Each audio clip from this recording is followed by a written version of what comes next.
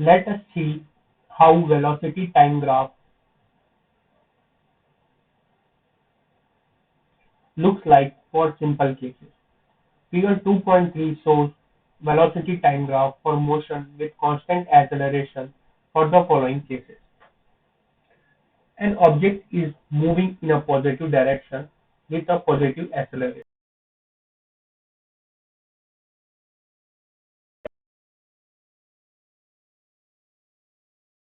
In a positive direction with a negative acceleration.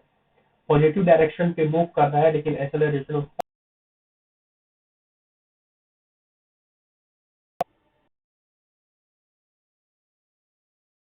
Negative direction with a negative acceleration.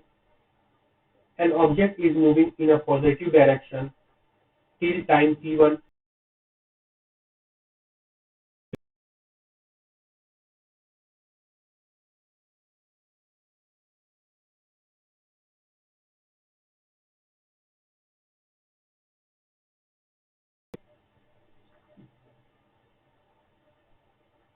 Velocity time graph जो यहाँ पे 2.3 पर ये अब 2.2 है, ये 2.3 पे ये वाला वेलोसिटी और टाइम ग्राफ। तो यहाँ पर देखते हैं कि velocity time graph for motion with constant acceleration, इसकी मदद से हम जब एक्सेलरेशन निकालते हैं तो यहाँ पर जो जो कंडीशन हो सकती है वो कंडीशन यहाँ पे दिया हुआ है कि अगर ऑब्जेक्ट पॉजिटिव डायरेक्शन पे है विद अ पॉजिटिव एक्सेलरेशन में, ऑब्जेक्ट अगर मूविंग कर रहा है पॉजिटिव डायरेक्शन पे लेकिन उसका एक्सेलरेशन निगेटिव है तब, और अगर कोई ऑब्जेक्ट जो है नेगेटिव डायरेक्शन पे है विद नेगेटिव एक्सेलरेशन और वहीं पर ऑब्जेक्ट जो है मूव कर रहा था पॉजिटिव डायरेक्शन में टाइम t1 तक, लेकिन आफ्टर दैट वहां से वो टर्न बैक वापस आ जा रहा है and with negative acceleration, same negative acceleration. तो अब देखते हैं आगे। An interesting feature of the velocity time graph for any moving object is that the area under the curve represents the displacement over a given time interval.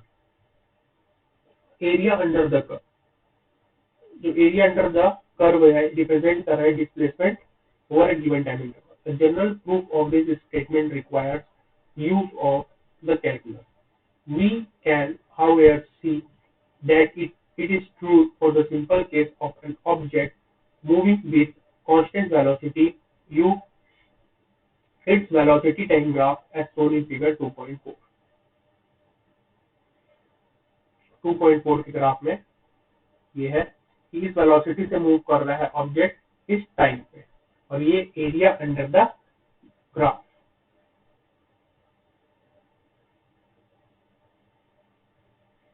बस ये था आपका figure 2.3 velocity time graph for motion with a constant acceleration. कोई भी object जो है move कर रहा है तो उसका वेलोसिटी टाइम ग्राफ का ग्राफ है ये। इधर वेलोसिटी टाइम, पहला जो है ए, ये वाला ग्राफ देखेंगे, motion in positive direction with positive acceleration. कोई भी ऑब्जेक्ट मूव कर रहा है पॉजिटिव डायरेक्शन पे और उसका एक्सेलरेशन क्या आया, वो भी पॉजिटिव आया। ऐसा यहाँ पे आप कुछ, यहाँ पे क्या हो रहा है समझ में आ रहा है, जैसे कि ये जो है टाइम है, इधर वेलोसिटी है, इन दोनों के बीच में ग्राफ प्लॉट किया गया है और इन दोनों की मदद से हम क्या फाइंड आउट कर रहे हैं, एक्सेलरेशन। क्यों? क्योंकि एक्सेलरेशन का फॉर्मूला ही होता है change in velocity T upon time. Clear है? सेकेंड देखते हैं बी में, motion in positive direction with negative acceleration.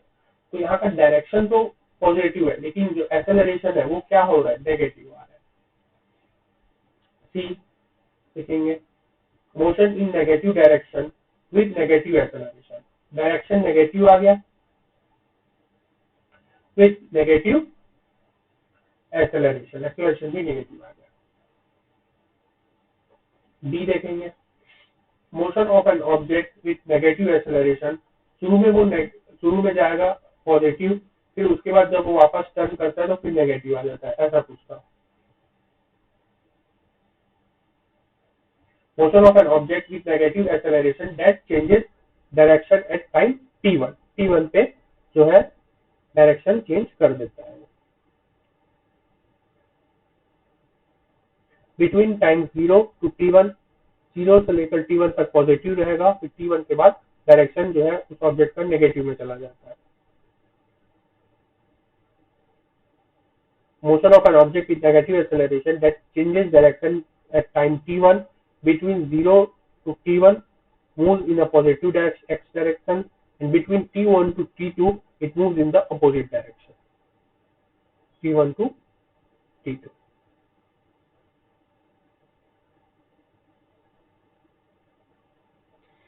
Figure 2.4. Area under VT curve equals displacement of the object over a given time interval. ये object का displacement है given time interval में। VT curve is a straight line parallel to the time axis and the area under it between t is equal to 0, t is equal to 0 and t is equal to t पे is the area of the rectangle of height u and the base t. Therefore, area is equal to u into t is equal to mu t, which is the displacement in this time interval. जब time 0 था तो mu value भी 0 थी, time t है तो यहाँ पे capital दिया जाएगा। मतलब टाइम इज इक्वल टू 0 था तो वेलोसिटी भी 0 थी, और जब जब टाइम t हुआ तो इसकी जो वेलोसिटी है वो म्यू है। Therefore, area mu is equal to t mu t, which is the displacement in the time interval. How come in this case an area is equal to distance? Think. Note the dimensions of quantities on the two coordinate axis and you will arrive at the answer. ये graph समझ आ गया आप लोगों को?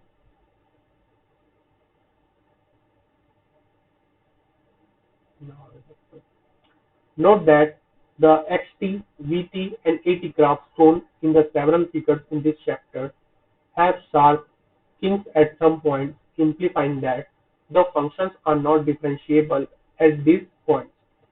In any realistic situation, the functions will be differentiable at all points and the graphs will be smooth. मतलब अभी तक हमने xt, डिस्टेंस और time, velocity time, acceleration time, graph हमने बहुत सारे फिगर्स में से पढ़ लिए हैं। एट सम पॉइंट्स ये बोल रहा है आगे, implying that functions are not differentiable नहीं होगा एट दिस पॉइंट्स में। In any realistic situation the functions will be differentiable. जहां जहां पे वो डिफरेंशिएबल हुआ है वहां पर जितने भी पॉइंट्स आए ग्राफ वो स्मूथ कर्व बनता गया था ग्राफ में। What this means physically is that acceleration and velocity cannot change values abruptly at an instant. Changes are always continuous.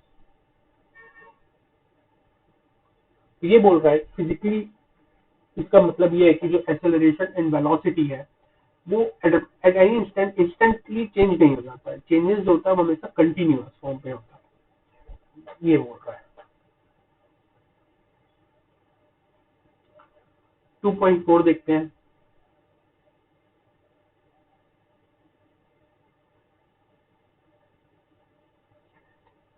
Kinematic equations for uniform accelerated motion। यहाँ पे equations derive हो रहा है for uniform accelerated motion के लिए। For uniformly accelerated motion we can derive simple equations that relate displacement x, time taken t, initial velocity v0 and final velocity v and acceleration a। यहाँ पे सब ध्यान देना, फोकस पूरा यहाँ पे रहना चाहिए। डिस्प्लेसमेंट जो है वो x लिया, टाइम टेकन t है, इनिशियल वेलोसिटी, जो वेलोसिटी स्टार्ट इनिशियल टाइम पे रहेगी वो v0 रहेगी, फाइनल वेलोसिटी v रहेगी एंड एक्सेलरेशन a रहेगा। Equation 2.4 already obtained gives a relation between final and initial velocities v and v0 of an object moving with uniform acceleration a। कोई भी object है वो मूव कर रहा है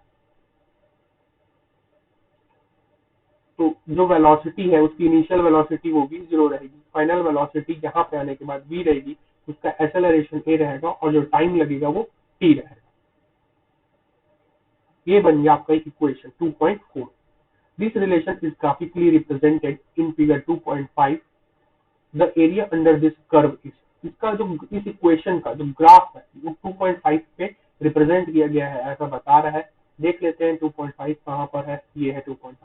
तो उस इक्वेशन का कर्व है ये, जिसमें ये टाइम इधर है ना, v जो है ये यहाँ पे v0 इनिशियल वेलोसिटी, ये फाइनल वेलोसिटी, टाइम इधर, एक्सेलरेशन, ये इस तरीके से ग्राफ प्लॉट किया गया। और देखिए the area under this curve is area between instants 0 and t is equal to area of triangle 0 and t, 0 and t इसके बीच का ये पूरा area of triangle ABC plus area of rectangle OACD, area of triangle A C और क्या बोला है ABC and OACD, ABC इसका area और ओएसीडी इसका एरिया मिल गया। तो अब निकालते गए यहाँ पे क्वेश्चन में देखो, तो हाफ ऑफ यहाँ पे होता है A T acceleration into T ले लेते हैं, तो ये क्या होगा v माइनस वी जीरो है ना। ये v माइनस वी जीरो क्यों, क्योंकि ये final minus initial, v minus we zero into T plus we zero into T, ये वी जीरो मतलब क्या हुआ, ये आपका इनिशियल वेलोसिटी इंटू टी लिया। अब आके देखते हैं,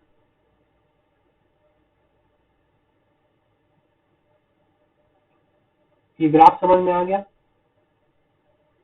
रिपीट तो नहीं करना पड़ेगा, अगर रिपीट चाहते हो इस ग्राफ का एक्सप्लेनेशन तो फिर से कमेंट सेक्शन पे कमेंट करिएगा, मैं इसको फिर से रिपीट करके अच्छे से समझा दूंगा। अपना पूरा फोकस यहाँ पे रखना है, फोकस कहीं और नहीं ले जाना है, तब ये समझ में आएगा।